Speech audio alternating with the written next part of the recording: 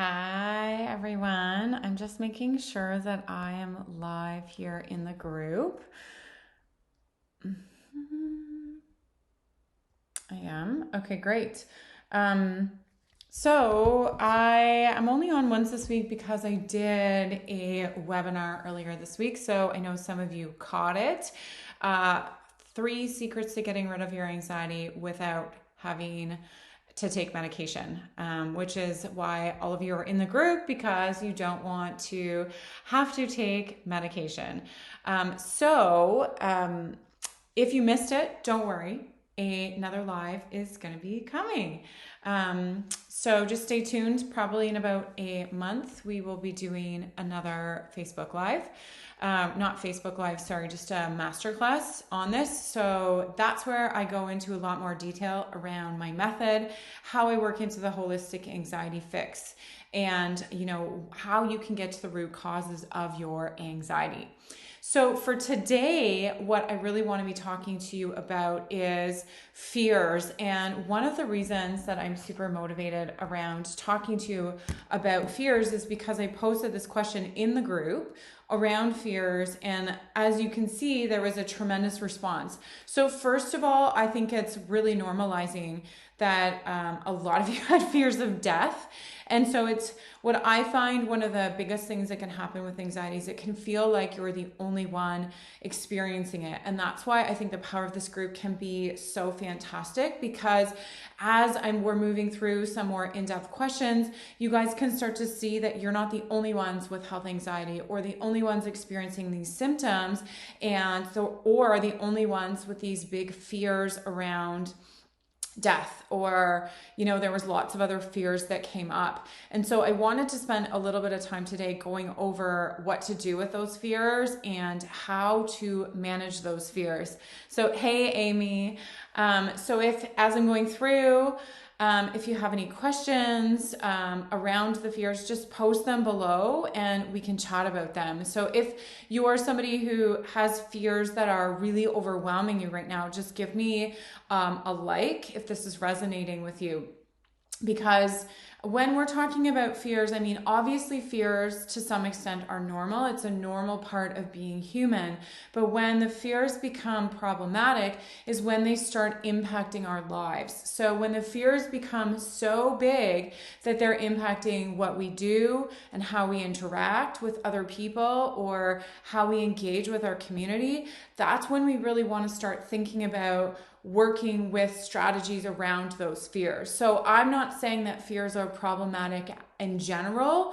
What makes the fears problematic is when they become too big for your life. So if you're somebody who is struggling with these fears, I know there's lots of fear around COVID, or fear of going out into the community or any sort of thing like that, then you're definitely going to want to stay tuned, because it can be a problem when those fears, you're constantly experiencing that worry. Like, what if I do this? Or what if I go out and I have panic attacks? Or what if this does happen and I die?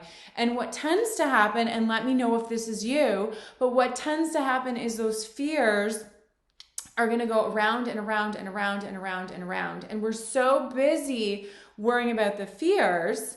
We're so busy thinking about, what am I going to do if I go there and this happens? Or what am I going to do if I go out and I have a panic attack? Or if I go out and I have COVID? Or if somebody dies? We're so busy worrying about that fear happening that we don't actually strategize for the fear itself. And so one of the things that can happen when fears take over is that it ends up being a worst case situation where we catastrophize, right? So I don't know if you guys have heard of this. It's definitely a technique we use in cognitive behavior therapy. And that's where your brain automatically goes to the worst case scenario. And if you're very, very anxious, this can be like, I call it like a 12-lane highway. Like, it's really easy for your brain to go into that worst case scenario. It's really easy for you to predict that you're going to die and your kids are going to be left alone, for example. And so your brain actually becomes skewed. And one of the big things with cognitive behavior therapy, and one of my favorite mottos, is actually, just because you think it doesn't make it true. And what often happens is because our brain has analyzed certain things to be accurate, like, if we do this, we're going to die, or we get these worries stuck in our heads, we assume that our brain's way of analyzing that and interpreting the world around us is true. And that's not always the case. So what you want to do if you're having this fear that's going around and around and around, and it's so big and it's starting to take over your thoughts and you can't get off this thought, or you wake up in the morning and you find yourself worrying about this, and COVID is another example. What if I get COVID? What if this happens? What if this happens? And then all of a sudden we kitchen sink and we're like, now my life's going to be ruined because all of these terrible things are happening. The first thing that you need to do is identify what you're doing. So letting yourself know that, hey, I'm catastrophizing. Okay? So identifying that you're catastrophizing is the first thing you want to do. The second thing you want to do is you actually want to think about, well, statistically speaking, what are the chances of this happening to me? So you want to even look up the stats of it. What are the chances of me dying of a car accident? What are the chances of me actually dying of COVID? What are they? And I don't know the exact facts, but I think it's like something like 0.1%. Then you want to think about, what is 0.1%? How much percentage of that is going to be me? So you want to look at the facts, right? You want to look at the facts for that catastrophe happening, and you want to look at the facts against that catastrophe happening, and then you want to create a much more balanced thought. And this is actually the framework of cognitive behavior therapy.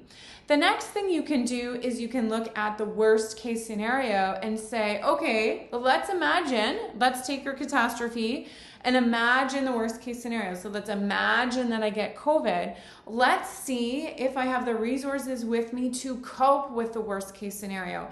Because often what happens is you're so worried about that not happening, that worst case scenario not happening, or that fear not happening, that you don't actually realize that even if the fear does happen, it's not going to be as terrible as your mind thinks it is. So that's the second part of managing your fears, is to put yourself literally in that fear, to sit in it and say, do I have the resources if this really happens? So, if I go absolutely broke, who am I going to be able to call on to help me? Do I have the skill set to get a job? Is there a way for me to find money? Can I, take out a loan? And all of a sudden I'm problem solving, and that fear that, my world is going to end when I run out of money then doesn't become as realistic. And my brain can say, well, yes, that's still a fear, but the chances of that fear happening are now not as great.